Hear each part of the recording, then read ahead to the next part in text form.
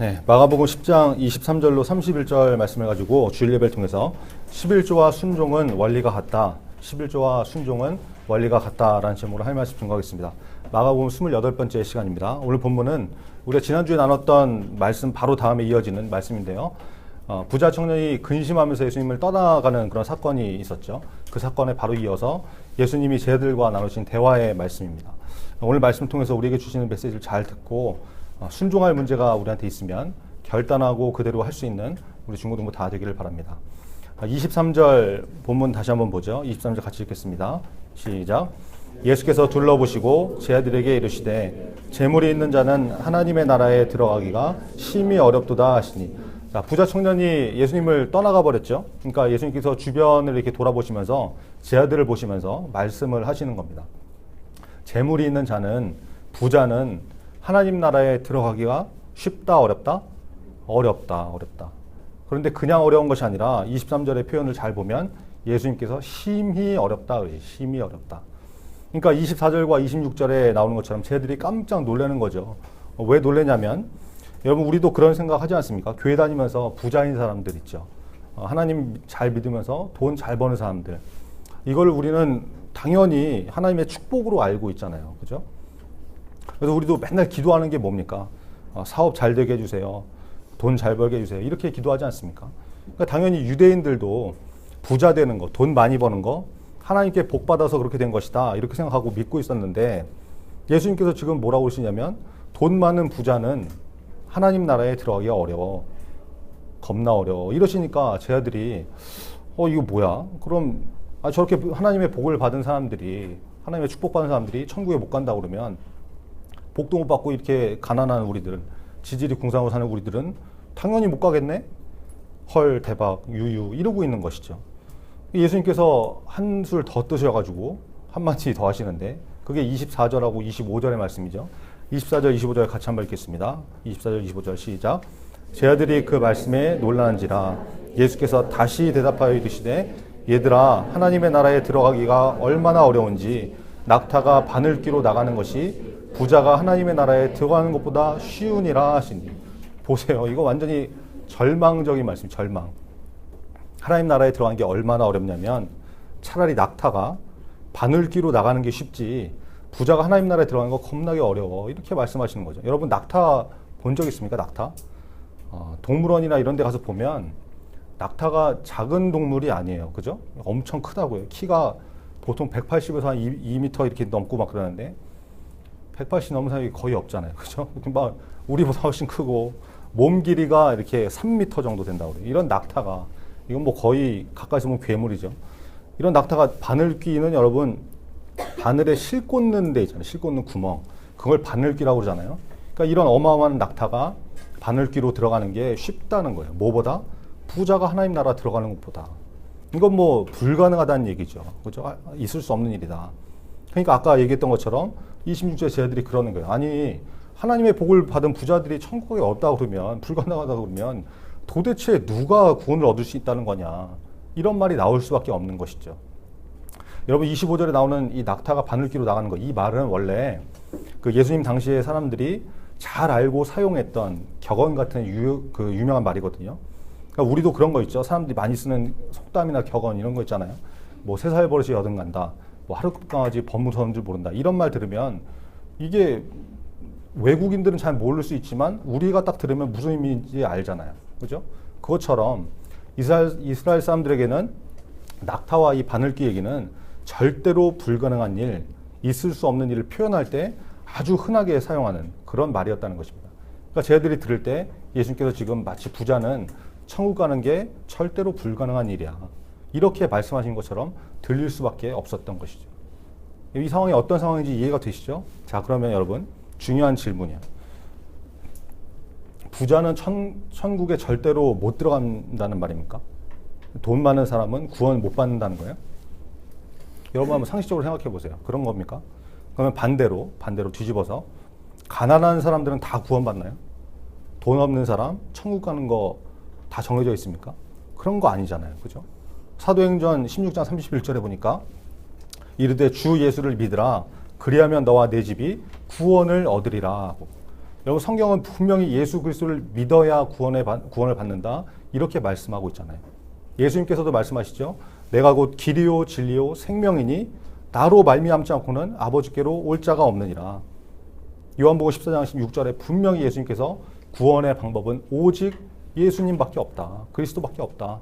다른 방법 없다. 이렇게 말씀하시잖아요. 그러므로 구원의 기준은 여러분 예수 그리스도를 믿느냐 그렇지 않느냐 이것이기 때문에 부자인지 가난한 사람인지 돈이 기준이 아니다라는 것을 알 수가 있죠. 그런데 예수님께서 왜 이런 말씀을 하셨냐? 여러분 가장 큰 이유는 우리가 잘 아는 이 말씀 때문에 그런 거예요. 마태복음 6장 24절에 보니까 한 사람이 두 주인을 섬기지 못할 것이니 혹 이를 미워하고 저를 사랑하거나 혹 이를 중히 여기고 저를 경히 여김이라. 너희가 하나님과 재물을 겸하여 섬기지 못하느니라. 아멘. 이런 뭐가 중요하냐? 무엇이 중요한디? 그죠?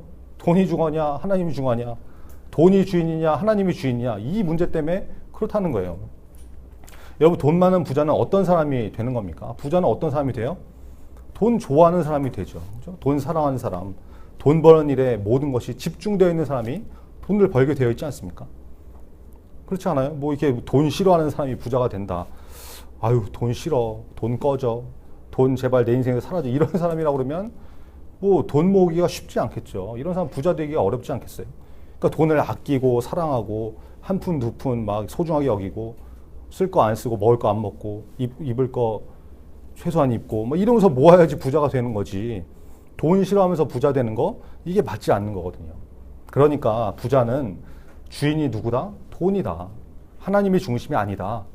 그래서 부자 청년처럼 돈이냐 하나님이냐 선택해야 되는 최종 순간에 그거 선택하라고 할 때 돈 선택하고 떠나버리니까 하나님 떠나니까 그런 사람은 천국에 갈 수 없다. 이 말씀이라는 것이죠. 여러분 예수님께서 주인의 문제를 다루시면서 너의 인생의 주인이 누구냐? 돈이냐 하나님이냐? 이거 다루시면서 돈에 대해서 특별히 언급을 하시는데 여러분 이게 신앙생활하면서 굉장히 중요한 문제가 될 수 있다는 것이죠. 성경 가운데 여러분 돈에 대한 문제 굉장히 많이 다룬다는 거 우리 많이 들어보지 않았습니까? 여러분 이거 정하셔야 돼요. 주인이 누구인지. 안 그러면 부자 청년처럼 근심하다가 예수님 떠나가 버리는 인생이 될 수밖에 없기 때문에 그렇죠. 여러분 하나님을 주인으로 삼는 인생은 눈에 보이는 두 가지는 반드시 지킵니다. 예배 그리고 11조. 이거 두 가지는 절대로 양보 안 해요. 주일은 주님의 날이니까 그렇죠? 하나님이 주인이신 날이니까 뭐예요? 반드시 내가 예배부터 드린다. 하나님을 주인 삼으면 이렇게 살 수밖에 없는 거죠. 하나님이 주인인데 이거 놓칠 수 있겠습니까? 그럴 수 없다는 거예요. 여러분 이거 결단하시기 바랍니다. 그리고 그대로 사시기 바랍니다. 내가 무슨 일이 있어도 주일은 반드시 예배드린다. 이 원칙 지키고 그대로 하시라고요.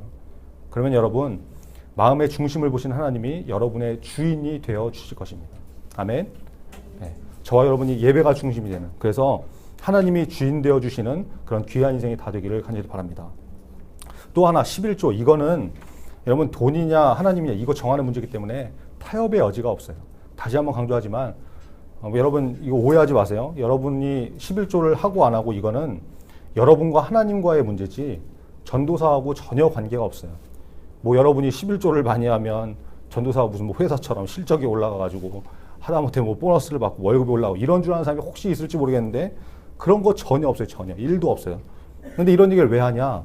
주인 정하는 문제이기 때문에 하나님이 중요하게 여기시니까 하는 것이죠. 여러분 한 달에 용돈이 얼마입니까?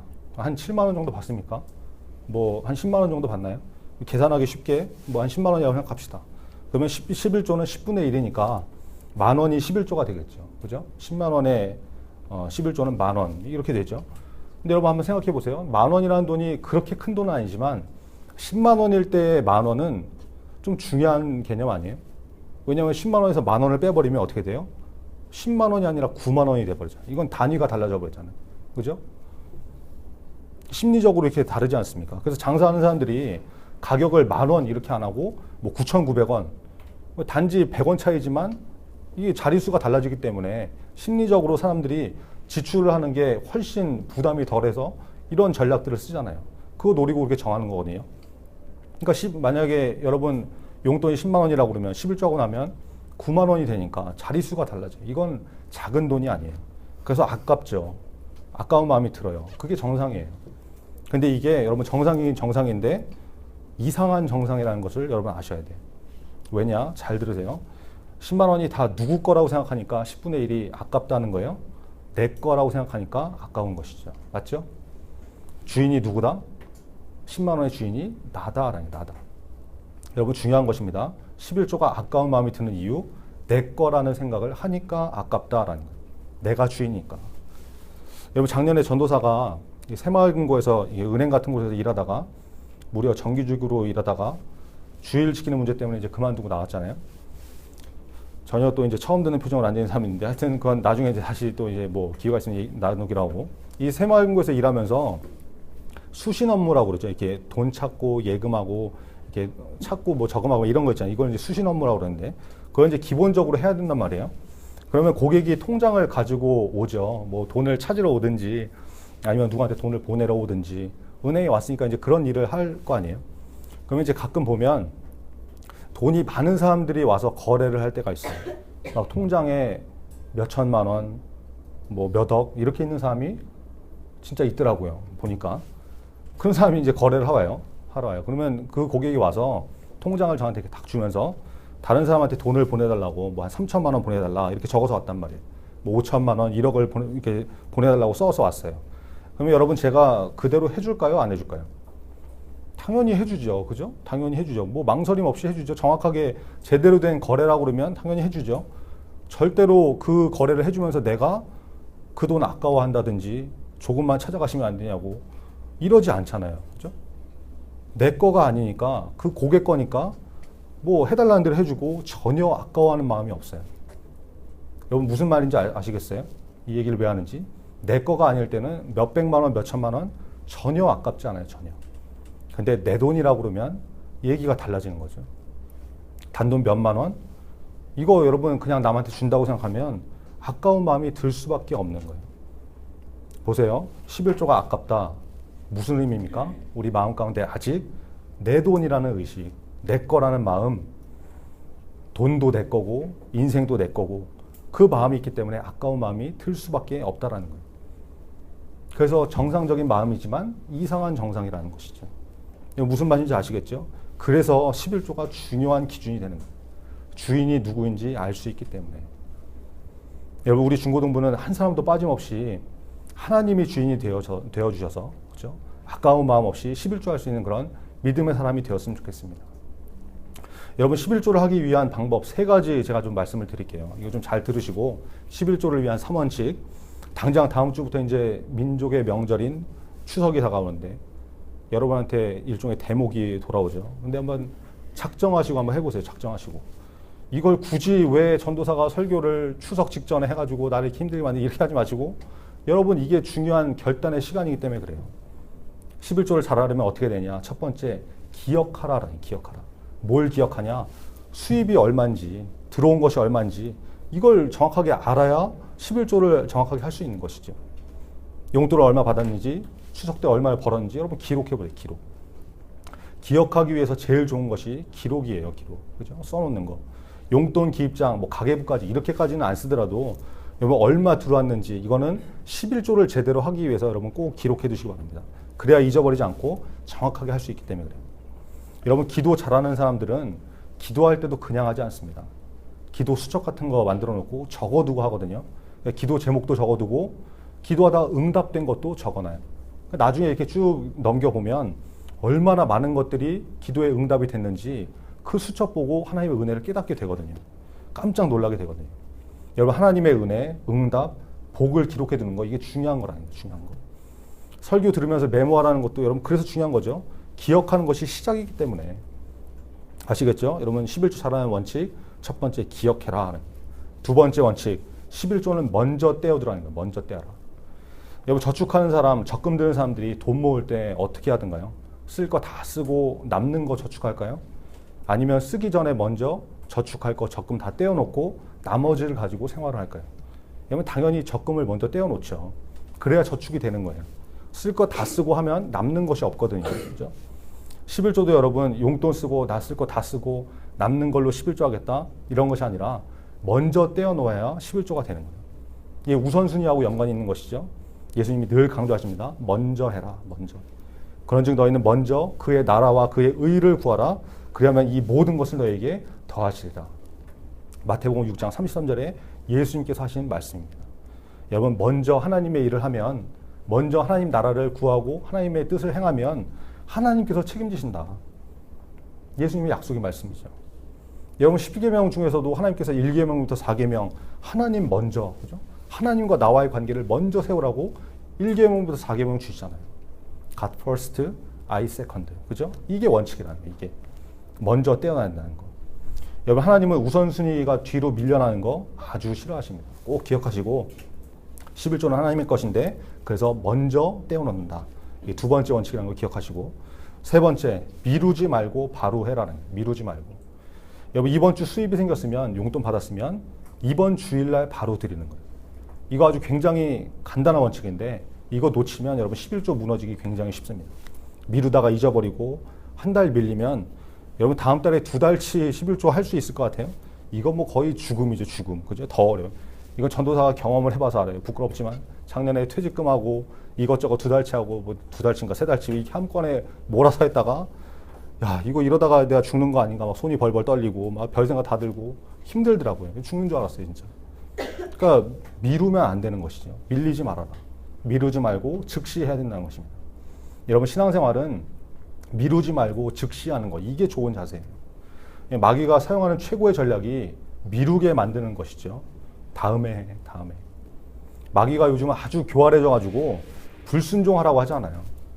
거역하라고 하지 않아요. 이렇게 말하죠. 야, 조금만 있다가 해, 조금만. 지금 상황이 할 때가 아니잖아. 하지 말라는 게 아니야. 해. 그런데 다음에 해. 지금 말고 나중에 순종해. 이러는 것이죠. 여러분, 이게 굉장히 위험한 것입니다. 이것이 우선순위의 문제이고 순종을 나중으로 미뤄가지고 잊어버리게 만들고 시간이 없어서 못하게 만들고 그래서 결국은 불순종하게 만드는 마귀의 전략이라는 거예요. 그래서 여러분, 순종은 즉시 하는 것이죠. 내일 할게요. 이거는 미루는 것이 아니라 불순종이다. 여러분, 이거 잊으시면 안 됩니다. 임원들, 리더들, 여러분은 특별히 무슨 일이 주어지면 바로 하고 즉시 하는 훈련을 좀 하시기 바래요. 꼭 안 되는 인간들이 뭐 나중에 할게요 막 이러고 뭐 아맞다, 그죠? 뭐 맨날 아맞다, 맨날 뭐 깜빡하고 잊어버렸어요. 안 하려고 그런 게 아니고 뭐 하려고 그랬는데 깜빡해서 이런 소리 하거든요. 여러분, 그거 고치지 못하면 평생 그런 인생 될 수밖에 없습니다. 그래서 훈련이 필요한 것이죠. 요즘 전도사가 수요일마다 또 이제 월화 수목금 이렇게 평일 딱 중간에 있는 수요일 날 설교 다시 들어보라고 이렇게 한 라인으로 이렇게 보내주잖아요, 설교를. 왜 그러냐면 사람의 기억이 오래 가지 않기 때문에 그래요. 여러분, 학교에서 수업 시간에 열심히 집중해서 듣잖아요. 그럼 다 기억날 것 같죠. 근데 수업이 딱 끝나고 20분이 지나면 집중해서 들었던 내용의 40%를 잊어버린대요. 그럼 이제 60% 남았겠죠. 그리고 그 60%는 하루가 지나면 그 60% 중에 3분의 2가 기억에서 사라져버린다고 합니다. 그래서 복습을 안 하면 공부를 못 하는 것이죠. 다 잊어버리니까. 여러분, 설교도 마찬가지예요. 한 번 들어도 며칠 지나면 남는 것이 없어요. 그래서 수요일쯤 반복해서 다시 듣고 기억하라고. 그래야 뭐 말씀대로 살든지 말든지 할 거니까 그거 하라고 보내준 것이죠. 뭘 알아야 순종을 하고 기억을 해야 지킬 수 있기 때문에 그런 거예요. 여러분, 리더들 그래서 특별히 뭐 메모 훈련하는 거 그래서 시키는 거예요. 지금은 좀 귀찮은 것 같아도 여러분, 그것이 여러분의 믿음의 실력이 될 것입니다. 아시겠죠? 11조 세 번째 원칙, 미루지 말고 바로 해라. 미루지 말고. 이번 주부터 바로 미루지 말고 11조를 철저히 할 수 있는 그런 중고등부 다 되기를 간절히 바랍니다. 설교를 마무리할게요. 이 뒤에 나오는 본문은 뭐 다음이나 이제 뭐 다음 주나 다음 기회에 하기로 하고, 오늘 11조 잘할 수 있게 하는 세 가지 원칙을 이렇게 말씀드렸죠. 여러분, 이게 11조뿐만이 아니라 순종의 원리도 똑같습니다. 순종도 내가 주인이면 잘 안 되는 거거든요. 그래서 11조 잘하는 원칙을 순종에도 그대로 적용하면 여러분, 순종이 쉬워지는 거예요. 보세요. 순종도 첫 번째 기억을 잘해야 할 수 있는 것이죠. 하나님의 말씀을 기억해야 순종할 수 있는 것이고, 하나님께서 나에게 주신 은혜를 기억하고 나에게 베풀어 주신 은혜를 잊지 않고 나를 구원하신 그 은혜를 알고 있어야, 기억해야, 그래야 하나님의 말씀에 순종할 수 있는 거잖아요. 순종도 기억을 해야 잘할 수 있다. 이거 잊지 마시고, 여러분, 나의 주인이 누구인지 늘 기억하시고 받은 은혜를 기억할 수 있는, 그래서 늘 순종의 삶을 살 수 있는 저와 여러분 되길 바랍니다. 순종 두 번째, 여러분 11조 먼저 떼어놔야 된다고 그랬죠. 뭐 적금 얘기하면서 이렇게 말했잖아요. 우선순위. 순종도 먼저 해야 우선순위를 지켜야 할 수 있는 거예요. 내 할 거 다 하고 즐길 거 다 즐기고 그 다음에 순종하겠다 그러면 할 시간도 없고 하기 싫어지고 결국에 불순종의 길로 가게 된다는 거. 그래서 순종할 일이 있으면 먼저 한다. 여러분 오늘 말씀 통해서 11조든 순종이든 먼저 하기로 결단하고 그대로 살 수 있는 저와 여러분 되기를 간절히 바랍니다. 마지막 11조 원리 뭐였어요? 나중에 해야지, 미루지 말고, 몰아서 하지 말고 즉시 하라고 했죠. 순종도 마찬가지예요. 이번 주 그 순종할 말씀을 들었으면, 내가 해야 될 말씀을 들었으면 이번 주에 오늘 즉시 해야 순종이 된다는 거예요. 마귀는 대놓고 불순종해라 이러지 않는다고 그랬죠. 순종해. 근데 지금 말고 나중에, 내일. 여러분 이렇게 말하게 만드는 거 마귀의 전략이라는 거 꼭 기억하시고 주의하시고 11조도 순종도 즉시 할 수 있는 저와 여러분 되기를 간절히 바랍니다. 아시겠죠? 네, 기도하겠습니다. 오늘 말씀을 통해서 예수님이 재물이 많은 사람, 부자는 하나님 나라에 들어가기가 심히 어렵다고 말씀하십니다. 그것은 부자가 돈을 사랑하고 돈이 중심이고 돈이 주인인 사람이 많기 때문에 심히 어렵다고 하시는 것입니다. 그래서 우리는 하나님의 주인들의 인생이 되어야 되는 것이죠. 여러분 하나님의 주인인 사람은 두 가지를 절대 놓치지 않는다고 했습니다. 예배와 11조. 이것을 놓치지 않는 사람이 되게 해달라고 여러분 특별히 좀 기도하시고 11조 잘할 수 있게 원칙 3가지 나눴죠. 기억해라, 먼저 떼어두고 해라, 미루지 말고 즉시 해라. 여러분 이 원칙은 순종의 원칙과 같다고 했습니다. 그래서 하나님이 주인인 사람은 11조가 쉽고 순종하기가 쉽게 되어 있습니다. 11조와 순종은 원리가 같기 때문에 그렇습니다. 우리가 하나님이 주인의 인생이 되어서 11조도 그렇고 순종도 그렇고 그런 것들이 쉬워지는 그런 믿음의 사람이 되게 해달라고, 그런 인생이 되게 해달라고 오늘 말씀 붙들고 다 같이 기도하겠습니다. 아버지 하나님 감사합니다.